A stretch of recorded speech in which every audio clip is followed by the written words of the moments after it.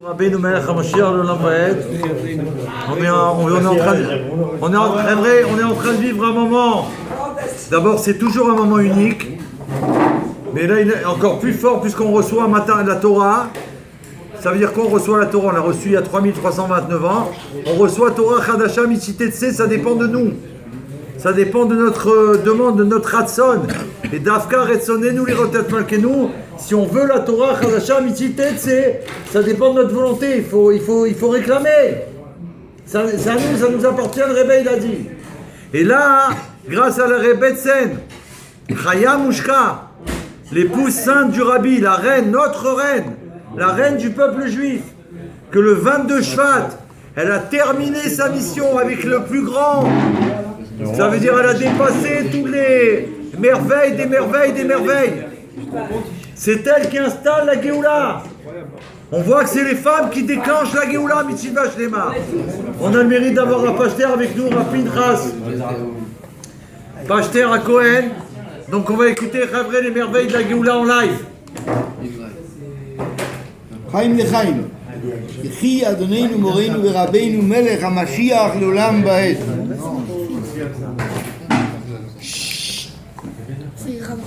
Un petit mot sur la paracha de cette semaine.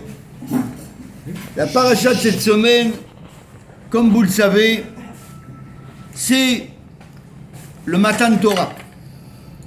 Un petit bout, je peux pas. Prenez tout.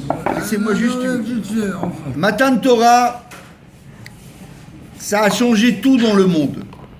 Ça s'est passé il y a 3329 ans et ça a changé tout dans le monde.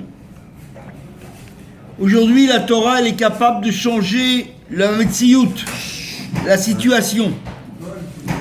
À l'époque, la Torah, avant, c'était juste un enseignement. Un enseignement, c'est bien, mais ça ne change pas la situation. Aujourd'hui, depuis Matan Torah, il y a quelque chose qui a changé dans le monde.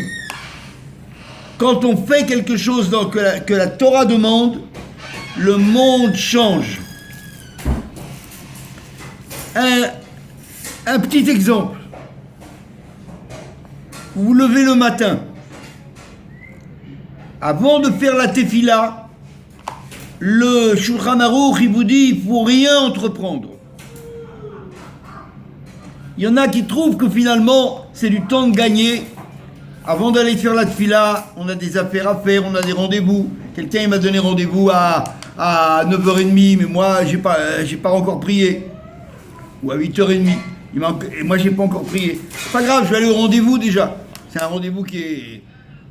Il y a des chances il y a des grandes probabilités comme quoi ce rendez-vous va me rapporter de l'argent. Avec l'argent, je pourrais faire beaucoup de choses, de bien. Alors, je suis tenté de mettre la tefila pour après, c'est pas grave. La tefila, on peut faire jusqu'à 1h03 aujourd'hui, 1h04. Bah, j'aurai le temps après le rendez-vous d'aller me plonger au mikvé, d'aller à la tefila. Eh ben non. Non. C'est ce que je vois dans le monde avant la tefila et ce que je vois dans le monde après la tefila, c'est pas la même chose. La tefila m'a changé le monde. Je vais courir à 8h30, 9h30 à mon rendez-vous.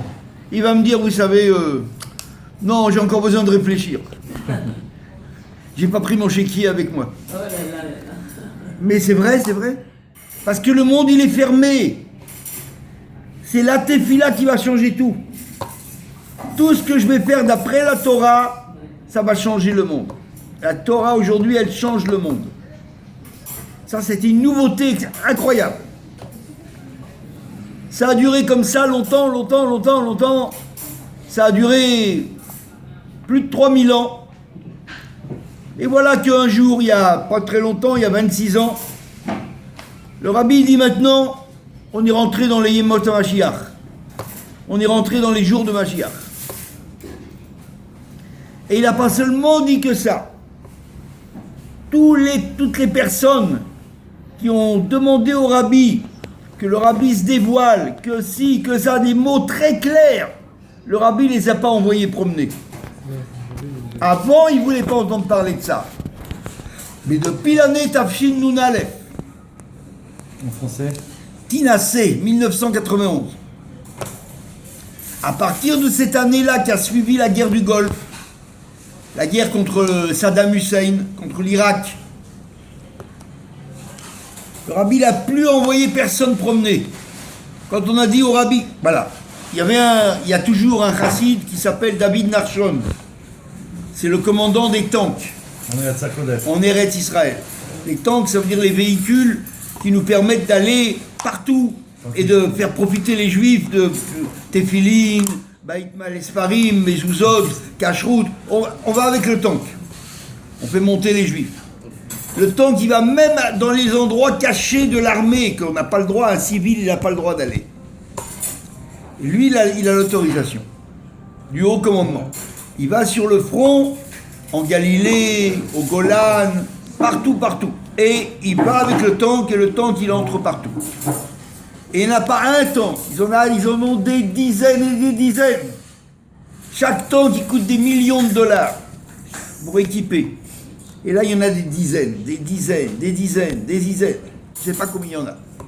Et lui, il est le commandant des tanks. Quand c'est arrivé qu'il a entendu le rabbi parler comme ça, il a dit on ne peut pas rester immobile. On n'a pas le droit de rester inerte. Ah ouais. Il est parti voir, il a fait une grande réunion à Kfar Chabad, dans la synagogue là-bas, Bet Menachem.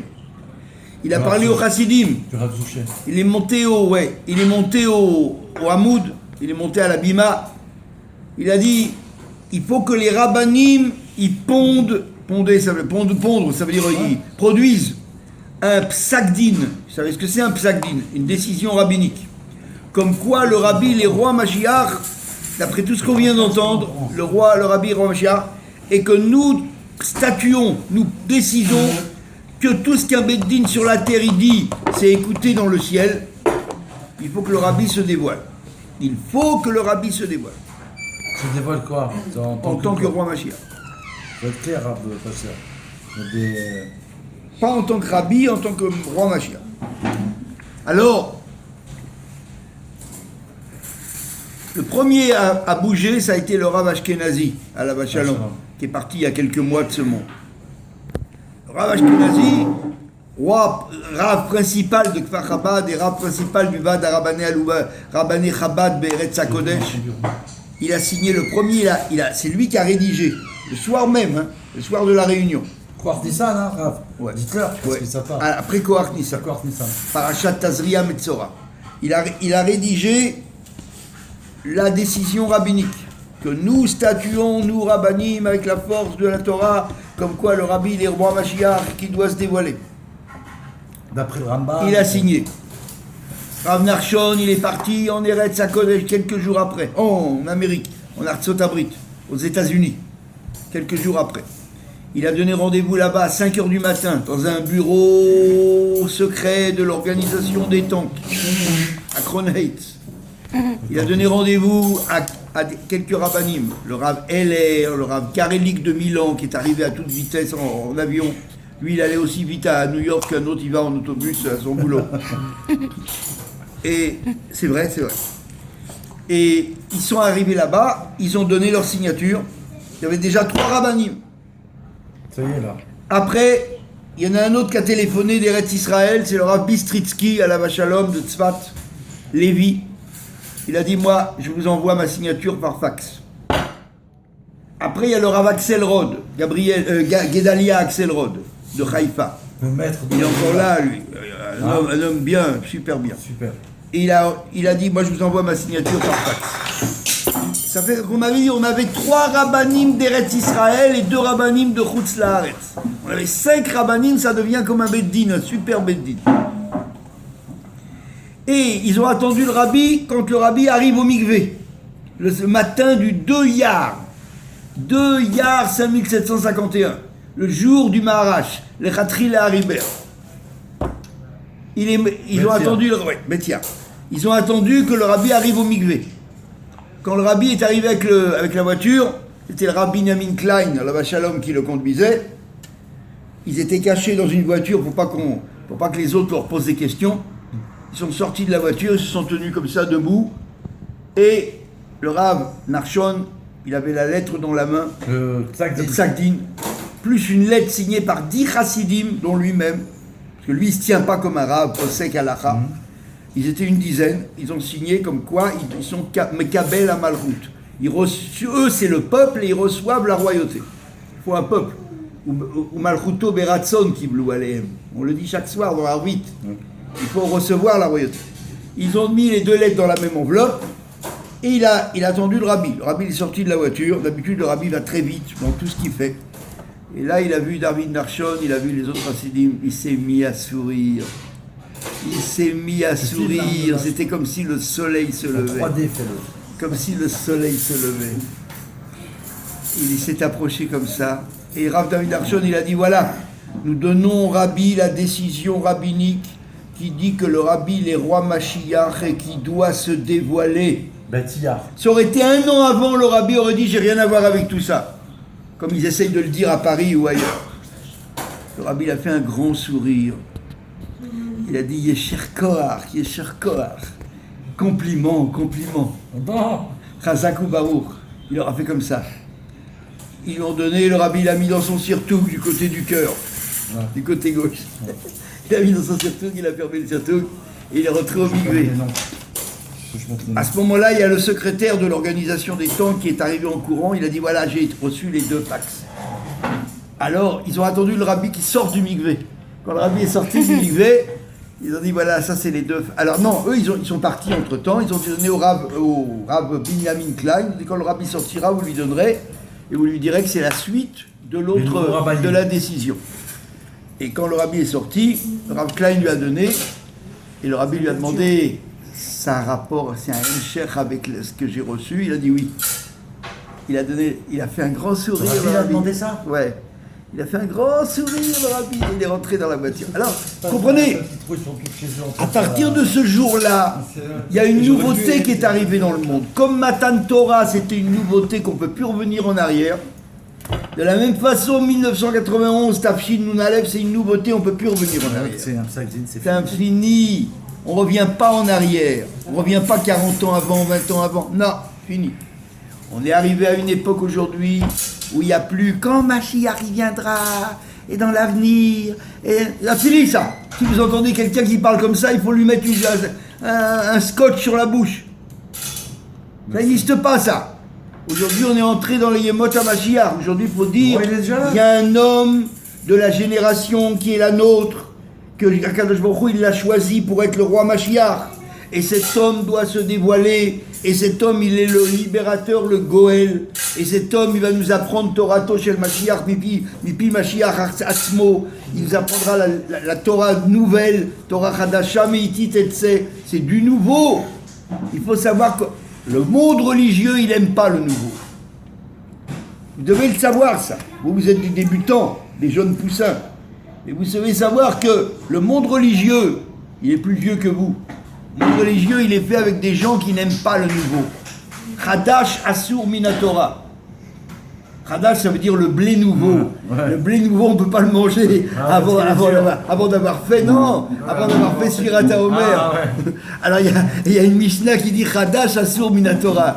Mais eux, ils l'ont pris dans l'autre sens. Tout ce qui est nouveau, il faut le regarder avec méfiance. Sinon, on recherche que le nouveau. D'un côté, ils ont un peu raison. Parce qu'avec du nouveau, on nous a fait dérailler des fois. Il y a eu des réformateurs, il y a eu des gens comme ça que je ne veux même pas citer, je ne veux même pas dire leur nom. Ils ont voulu détourner le peuple juif, leur dire maintenant c'est nouveau, c'est plus comme avant. C'est vrai, il faut un petit peu faut avoir l'œil ouvert. Mais là c'est pas pareil. On a un homme qui est reconnu par tout le monde, il est reconnu par tout le monde. Même les goïms. Oui, non mais je veux dire, je parle pas des goïms, je parle que c'est pas un réformateur. Bien sûr. C'est un homme qui est un Talmid Chacham. C'est un prophète, il a dit plus que 2 atidotes, 2 prophéties qui se sont réalisées. Il faut que 2, ça suffit dans la loi. Rambam il dit avec 2 événements qui se réalisent, il est tenu, on n'a plus besoin de... La guerre du Golfe et l'ouragan de Mamie, c'est 2 mondiales. Et la chute de l'Union soviétique. Et le reste, on n'en parle pas. Et la sortie des Juifs. Donc quand on dit, mais à l'échelle individuelle, il a dit à plein de choses aux gens. À l'échelle individuelle, qu'est-ce qui va t'arriver? Qu'est-ce que si ça, il y a pas de maladie, va chez le docteur, tout va bien. Et combien il y en a eu des prophéties? Des millions, pas des milliers, des millions. Qui? Non, il parle du rabbi. Ah oui. Il y a un prophète, je parle du rabbi, un homme sérieux, un homme qui est tenu, il est tenu comme un prophète, il est tenu comme un Talmid Racham. Il ne demande pas de s'éloigner du judaïsme, il dit au contraire, il faut faire tout, il ne faut pas manquer une seule mitzvah. Ah, mais que ça, vous voulez encore être méfiant, vous voulez encore avoir des soupçons. Il faut absolument tourner la page. Il faut aujourd'hui, comme on dit à Tou Bishvat, déguster le fruit nouveau. Eh ouais. Le fruit nouveau, c'est la Géoula. Il ne faut plus parler comme dans le passé. Fini. Chaim. חיים, וכי אדוננו מורינו רבנו, מלך המשיח עולם ועד. רצוננו לראות את מלכנו, non! On veut le fruit nouveau, Torah Chadasha Mititetze. Hein? Ouais.